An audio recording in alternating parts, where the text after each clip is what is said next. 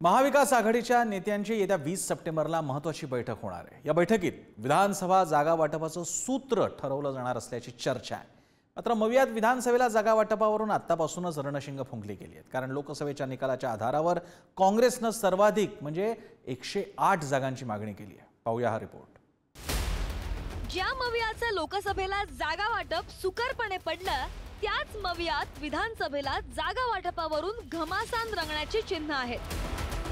आणि याचं कारण म्हणजे काँग्रेसने धरलेला सर्वाधिक 108 जागांचा आग्रह।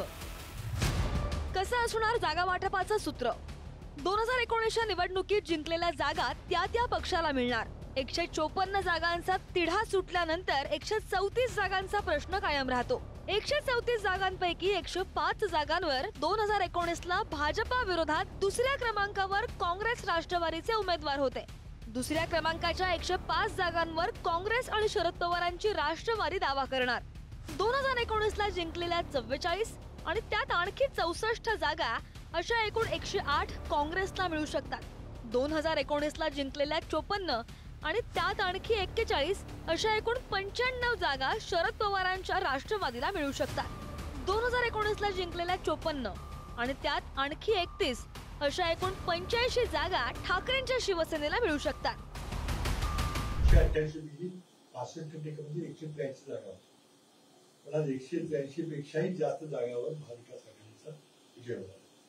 आता तुम्ही विदर्भातलं वातावरण पाहताय, मराठवाड्यातलं वातावरण पाहताय आणि महायुतीमध्ये जे काही जागा वाटपाबद्दल किंवा पक्षात राहायचं का नाही, ठेवायचं का करायचं हे जे वातावरण चाललेलं आहे, त्याच्या तुलनेमध्ये महाविकास आघाडीचा जागा वाटप हे बरंचसं स्मूथली चाललेलं आहे। जागा वाटपामध्ये जाहीरपणे बोलणं हे बरोबर नाहीये।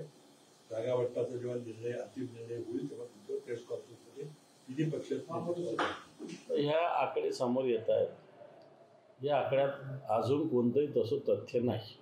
ठीक आहे, जागा वाटप होईल, याच्यापैकी कमी जास्त जागा होऊ शकतील, त्याच्यात बऱ्याच गोष्टीवर आमचं एकमत झालेलं आहे।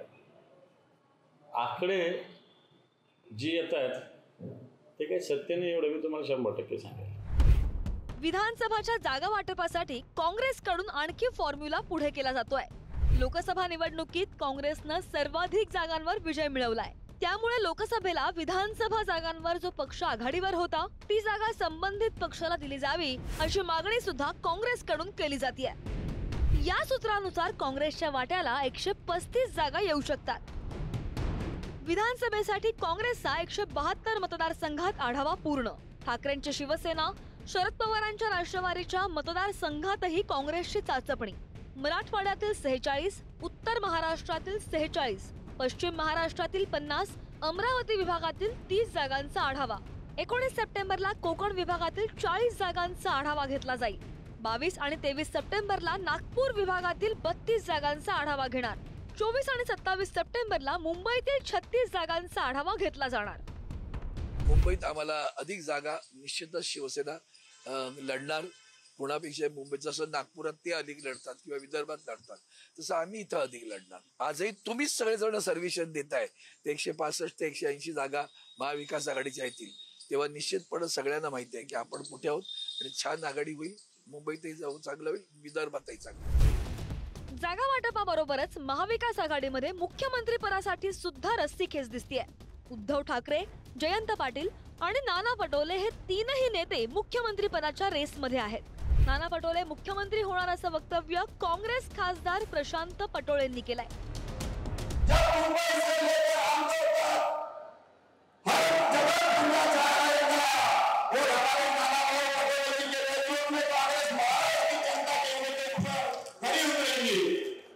बल्कि राज्य के अगले मुख्यमंत्री भी नाना भाऊ बनने जा रहे हैं। नाना पटोले भावी मुख्यमंत्री म्हणून ते प्रोजेक्ट करतायत।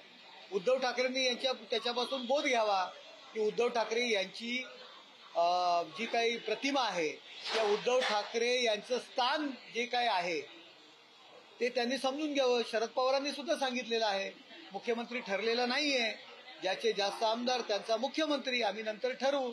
त्यामुळे उद्धव ठाकरे यांची अवस्था न घर का न घाट का अशी झालेली आहे। महाविकास आघाडीच्या नेत्यांची येत्या 20 सप्टेंबरला महत्त्वाची बैठक पार पडणार आहे। या बैठकीत विधानसभा जागा वाटपाचं सूत्र ठरवलं जाईल असंही बोललं जात आहे. त्यामुळे जागा वाटपात कुणाचं पारडं जड असेल याकडे आता सगळ्या राज्याचं लक्ष लागलंय. ब्युरो रिपोर्ट, पुढारी न्यूज.